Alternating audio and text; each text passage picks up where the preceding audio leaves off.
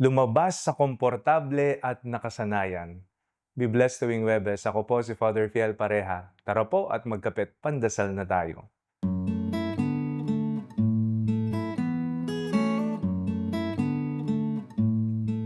Marahil naranasan na nating lahat ang mahirapang lumabas sa ating comfort zone. Kapag nasanay na tayo sa isang lugar, gawain o paraan ng pamumuhay, ayaw na nating umalis. Mas komportable kasi ang pamilyar kaysa sa hindi natin alam. Minsan, kahit alam nating may mas magandang oportunidad o may tawag ang Diyos para sa atin, nangingibabaw pa rin ang takot, pag-aalinlangan at kagustuhang manatili sa kung saan tayo komportable.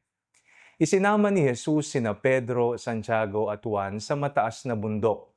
Doon nila nasaksihan ang kanyang malwalhating pagbabagong anyo. Dahil napakaganda ng kanilang karanasan, sinabi ni Pedro, "Panginoon, mabuti pa'y manatili na lamang tayo rito." Ngunit hindi sila pinayagan ni Jesus na manatili sa bundok.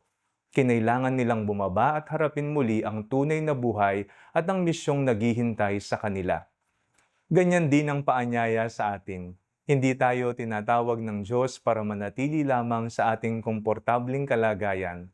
Ang mga biyayang natatanggap natin sa panalangin at sa banal na misa ay hindi para sarilinin, kundi upang ibahagi sa iba.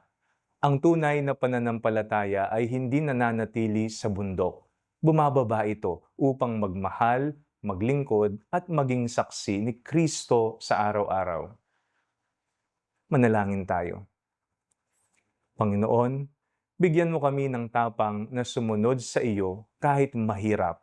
Gabayan mo kami sa bawat hakbang. Amen.